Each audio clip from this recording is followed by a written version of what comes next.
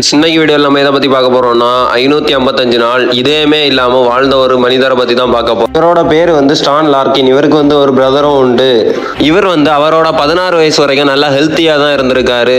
இவர் ஒரு நாள் பசங்களோட ஜாலியாக பேஸ்கெட் பால் ஆடிக்கிட்டு இருக்கும் போதே மயங்கி விழுந்துடுறாரு. உடனே அங்கே விளையாடிக்கிட்டு இருந்த எல்லாருமே பரபரப்பா அப்படியே ஹாஸ்பிட்டலுக்கு தூக்கிட்டு போறாங்க. அங்கே போன அப்புறம் தான் தெரியுது இவருக்கு ஹார்ட் ஃபெயிலியர் அப்படின்னு தெரிய வருது. அது எதனாலன்னா கார்டியோமோபதி அப்படின்னு ஒரு நோய் உண்டு. அந்த நோயால இவர் பாதிக்கப்பட்டிருக்காரு. ஆக்சுவலா அந்த நோயால என்ன ஆகும்னா இந்த இதயத்துக்கு அறைய பெருசாக்கி பம்பாவி அது வெடிக்கிறது கூட நிறைய சான்ஸ் ஆகி ஹார்ட் ஃபெயிலியர் ஆகுதுக்கு நிறைய வாய்ப்பு இருக்கு.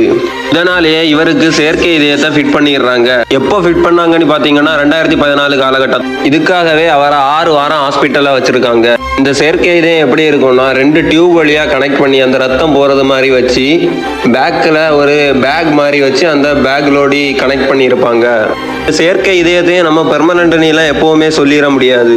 எப்போ வேணாலும் ஃபால்ட் ஆகலாம். ஆனா அந்த டைமுக்கு வேணா அது ரொம்ப யூஸ்ஃபுல்லா இருக்கலாமே தவிர அது எப்போ வேணாலும் ஃபால்ட் ஆக வாய்ப்பு இருக்கு. நான் எதனால அப்படி சொல்றேன்னா அவரோட விலா எலும்புல இருந்து 2 டியூபை கனெக்ட் பண்ணி அப்படியே கொண்டு வந்து முதுகு பையில கனெக்ட் பண்ணியிருப்பார். ஒரு பேக் மாதிரி கனெக்ட் பண்ணியிருப்பார். இந்த ஒரு விஷயத்திலேயே உங்களுக்கு தெரிஞ்சிருக்கும் அது எவ்வளவு டேஞ்சரான ஒரு விஷயம்னு. ஆனா இப்படி ஒரு டேஞ்சரான சிச்சுவேஷன்லயும் அவர் 555 நாள் தாக்கு பிடிச்சிருக்காரு. இவ்வளவு பிரச்சனையிலையும் அவர் பேஸ்கெட் பால் விளையாடுறதா விடவே இல்லை. கடைசியா அவருக்கு மே 6, 2016 இதயம் கிடைச்சிருக்கு. அவருக்கு ஒருத்தர் நன்கொடை பண்ணியிருக்காரு. இப்போ அவருக்கு அந்த ப்ராப்ளம் முழுசா கியூர் ஆகிட்டு.